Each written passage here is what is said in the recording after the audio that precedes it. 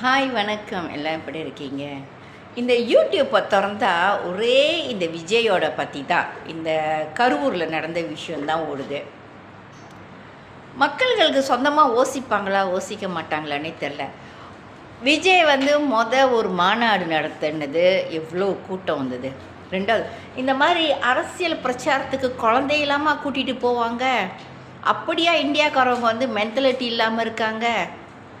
சொந்தமாக யோசிக்கிறேன். நான் அந்த வீடியோவில் பார்த்த ஒரு ஆள் சின்ன குழந்தைய தோள் மேலே உட்கார வச்சுட்டு டான்ஸ் ஆடுறாரு. அவசியமாக அது செய்யணும்னு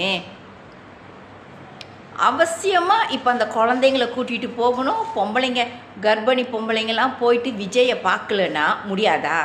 பார்த்தே ஆகணுமா? சொல்லுங்கள். இப்போ உங்களோட கேர்லெஸ்னால எவ்வளோ பிரச்சனை.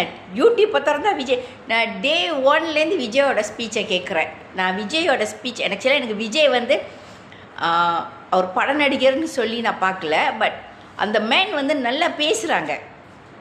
அவர் வந்தால் இந்தியாவுக்கு சம்திங் நல்லது நடக்கும்னு. இப்போ பாருங்கள், இப்போ மலேசியாவில் எடுத்துக்கோங்க, இந்தியாவுக்காரங்க இருக்காங்க தான். இப்போ நான் கூட தான் இந்தியாவுக்கு வந்திருந்தேன். 20 நாள் இந்தியாவில் தங்கியிருந்தேன். என் பாஸ் என்னை கேட்டான், உன்னை ரொம்ப நாளாக பார்க்கல, நீ எங்கே போயிருந்தேன்னு கேட்டான். நான் சொன்னேன், நான் இந்தியாவுக்கு போயிருந்தேனே. எங்கே சென்னைக்கு போயிருந்தியான்னு கேட்டேன். சொன்னேன் ஆமான்னு சொன்னேன். ஐயோ, சென்னை ரொம்ப அழுக்காக இருக்கும், ஒரே வாடை அடிக்கும், அப்படி தான் சொன்னாங்க. இத்தனைக்கும் அவங்க மலாய்க்காரவங்க. அவங்க என்கிட்ட அப்படி தான் சொன்னாங்க. நான் சொன்னேன், இல்லை அது மிந்தியாக இருக்கும், ஆனால் இப்போ அப்படி இல்லை. ஆக்சுவலி அவங்க இந்தியாவுக்கு போனதில்லை. ஆனால் ஆளுங்க போயிட்டு சொல்கிறத தான் அவங்க என்கிட்ட சொன்னாங்க. ஸோ அந்த மாதிரி இருக்கும்போது நம்மலாம் என்ன நினைப்போம்?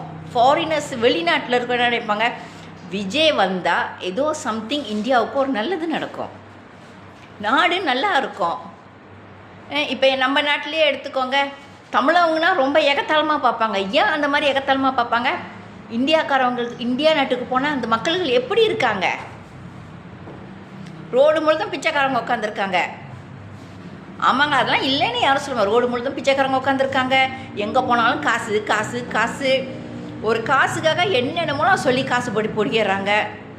ஸோ இதெல்லாம் மாறும் பாருங்களேன். அப்படி தானே அதெல்லாம் மாறி எல்லாம் நல்லா இப்போ அமெரிக்காவில் போனோம்னா நம்ம பிச்சைக்காரங்களை அப்படி ரோடு முழுதும் பார்க்க முடியுமா? முடியாதே. ஸோ அந்த மாதிரி அப்போ ஐயோ அமெரிக்காக்காரன் அப்படின்னு சொல்லுவாங்க. ஆனால் இந்தியாக்காரங்க தான் அவனா ஊருக்காரனா அப்படின்ட்டு போவாங்க. நம்ம சொல்ல மாட்டோம், மற்ற மொழிக்காரங்களே அப்படித்தான் சொல்லுவாங்க. ஸோ விஜய் வந்தால் இதெல்லாம் மாறும். சம்திங் ஒரு இந்தியா இந்தியாவே இல்லாமல் அது ஒரு நல்ல ஒரு இந்தியா, செழிப்பான இந்தியாவாக இருக்கும்னு சொல்லி தான் நான் டே 1லேருந்து அவரோட இதை பார்த்துக்கிட்டே வரேன். ஆனால் இந்த கரூரில் நடந்தது அப்செட்டாக இருக்குது. ஏன்னா குழந்தைங்களாமா இந்த மாதிரி கூட்டிகிட்டு போய் இந்த மாதிரி பண்ணுவாங்க. இதெல்லாம் பார்த்தா வேணும்னே சபுதாஷ் பண்ணுற மாதிரி இருக்குது. என்ன தான் சொல்கிறது? திருந்துங்க. கடவுள் நம்மளுக்கு மூளையை மண்டையில் கொடுத்துருக்காரு, நம்ம முட்டியில் கொடுக்கல, மண்டையில் கொடுத்துருக்கறனால ஓசிங்க. அவ்வளோ பெரிய கூட்டத்தில் நம்ம போய் அவசியம் இந்த விஜயை பார்க்கணுமா? சரி, கர்ப்பமாக இருக்கிற நம்ம அவசியம் இந்த வயிற்றை வச்சுக்கிட்டு நம்ம அந்த கூட்டத்துக்கு போகணுமா? ஏன்னா அந்த கூட்டத்தில் விஜய் இப்போ விஜய் அந்த மாதிரி வரனால நிறைய பிரச்சனை, அங்கே இங்கே எல்லாம் நிறைய பிரச்சனை வருது. இந்த மாநாடுலேயே விஜய் சொல்லியிருப்பார், இது செய்யக்கூடாது, இது பண்ணக்கூடாது, நம்மளுக்கு இங்கே கொடுக்கல அங்கே. அப்போ சொந்தமாக திங்க் பண்ணுங்கள். நம்ம கர்ப்பமாக இருக்கிறோம், நம்ம இந்த மாதிரி ஒரு ஸ்பீச்சுக்கு போனால் அங்கே எவ்வளோ க்ரௌடு, ஒவ்வொரு இடத்துலையும் அவருக்கு எவ்வளோ க்ரௌடு வருது. அந்த இடத்துல போனால் நம்மளால் வர முடியுமா? என்னாச்சும் நடந்துச்சுன்னா இது பண்ண முடியுமா? அவசரத்துக்கு ஓட முடியுமா? அதே நான் குழந்தைங்களை கூட்டிகிட்டு போகிறோமா? ஏதாச்சும் ஒன்று கலவரம் நடந்தால் நம்மளால் இது பண்ண முடியுமான்னு இதெல்லாம் ஒரு சிம்பிள் நாலேஜ் தெரியுங்களா? இது கூட இல்லாமையா இருக்காங்க இந்தியாவில். அதை இப்போ பாருங்கள், நீங்களாம் செஞ்ச சில பேர்னால செஞ்ச ஒரு கிளம்ஸி மிஸ்டேக்னால விஜய்க்கு எவ்வளோ பெரிய பிரச்சனை. அவளுக்கு எவ்வளோ மன உளைச்சலாக இருந்திருக்கும். யாரும் என்ன இப்போ கூட ஒரு ஸ்பீச் பார்த்தா அந்த ஆள் அவன் இவனு விஜயை பேசுன்னு, விஜய்னு அந்த ஆள் விட்டு பக்கத்து இருக்கிற மாதிரி அவன் இவன் பேசுது, கெட்ட வார்த்தையில் வேற பேசுது.